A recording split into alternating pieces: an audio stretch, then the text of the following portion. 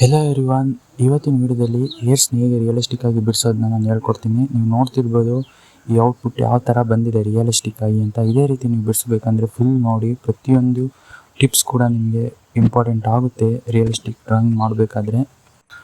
ಮೊದಲು ಯಾವ ತಪ್ಪು ಮಾಡಬಾರ್ದು ಅಂತ ಹೇಳ್ತೀನಿ.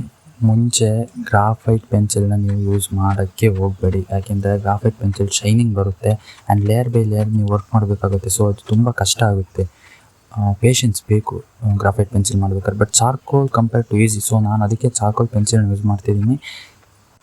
Charcoal pencil must and should ನೀವು ಶಾರ್ಪ್ ಇಟ್ಟಿರಬೇಕು. ಶಾರ್ಪ್ ಆದಮೇಲೆ ನೀವು ಜಸ್ಟ್ ಸ್ಟ್ರೋಕ್ನ ರೆಫರೆನ್ಸ್ ತಕ್ಕನಾಗೆ ಎಲ್ಲಿ ಡಾರ್ಕರ್ ಏರಿಯಾಸ್ ಇದೆ, ಎಲ್ಲಿ ಲೈಟ್ ಏರಿಯಾಸ್ ಇದೆ, ನೀವು ಅದನ್ನು ತಕ್ಕನಾಗೆ ನೀವು ಯೂಸ್ ಮಾಡಬೇಕಾಗುತ್ತೆ. ಚಾರ್ಕೋಲ್ ಪೆನ್ಸಿಲ್ನ ಪ್ರೆಷರ್ ಅಪ್ಲೈ ಮಾಡಬೇಕಾಗುತ್ತೆ. ಎಲ್ಲಿ ಡಾರ್ಕ್ ಏರಿಯಾಸ್ ಇರುತ್ತೆ ಅಲ್ಲಿ ಸ್ವಲ್ಪ ಜಾಸ್ತಿ ಪ್ರೆಷರ್ ಅಪ್ಲೈ ಮಾಡಿ, ಆ್ಯಂಡ್ ಇನ್ನೊಂದು ಲೈಟ್ ಏರಿಯಾಸ್ಗೆ ಜಾಸ್ತಿ ಪ್ರೆಷರ್ ಹಾಕೋಕ್ಕೆ ಹೋಗಬೇಡಿ. ಸೊ ನಾವು ಅದು ಬ್ಲೆಂಡ್ ಮಾಡೋತ್ತಿಗೆ ಎಕ್ಸ್ಟ್ರಾ ಡಾರ್ಕಾಗಿ ಕನ್ವರ್ಟ್ ಆಗುತ್ತೆ ಲೈಟ್ ಏರಿಯಾಸ್ಗಳು. ಸೊ ಅದಕ್ಕೋಸ್ಕರ ನೆಕ್ಸ್ಟು ಬ್ಲೆಂಡಿಂಗಿಗೆ ಬಂತು ಅಂದರೆ ಬ್ಲೆಂಡಿಂಗಲ್ಲಿ ಸುಮಾರು ಥರ ವೇರಿಯೇಷನ್ಸ್ ಬರುತ್ತೆ. Brushes, blending stumps, tissue paper, so ವೆರೈಟೀಸಿಗೆ ಬರುತ್ತೆ. ಸೊ ಲಾರ್ಜೆಸ್ಟ್ ಏರಿಯಾಸ್ಗೆ ಟಿಶ್ಯೂ ಪೇಪರ್ ಆ್ಯಂಡ್ ಬ್ರಷ್ನ ಯೂಸ್ ಮಾಡಿ, ಸ್ಮಾಲ್ ಏರಿಯಾಸ್ಗೆ ಬ್ಲೆಂಡಿಂಗ್ ಸ್ಟಂಪ್ನ ಯೂಸ್ ಮಾಡಿ. ನೀವು ನೋಡ್ತಿರ್ಬೋದು ಇವಾಗ ಯಾವ ಥರ ರಿಯಲಿಸ್ಟಿಕಾಗಿ ಬರ್ತಿದೆ ಅಂತ ಹೇಳ್ಬಿಟ್ಟು. ಲೇಯರ್ ಬೈ ಲೇಯರ್ ವರ್ಕ್ ಮಾಡಬೇಕಾಗುತ್ತೆ ಚಾರ್ಕೋಲಲ್ಲಿ. 2-3 ಲೇಯರ್ ಹಾಕಿದರೆ ಸಾಕು ಚಾರ್ಕೋಲಲ್ಲಿ. ಲೇಯರ್ ಬೈ ಲೇಯರ್ ವರ್ಕ್ ಮಾಡಿದರೆ ಆಲ್ಮೋಸ್ಟ್ ಬರುತ್ತೆ ರಿಯಲಿಸ್ಟಿಕ್ಕಾಗಿ.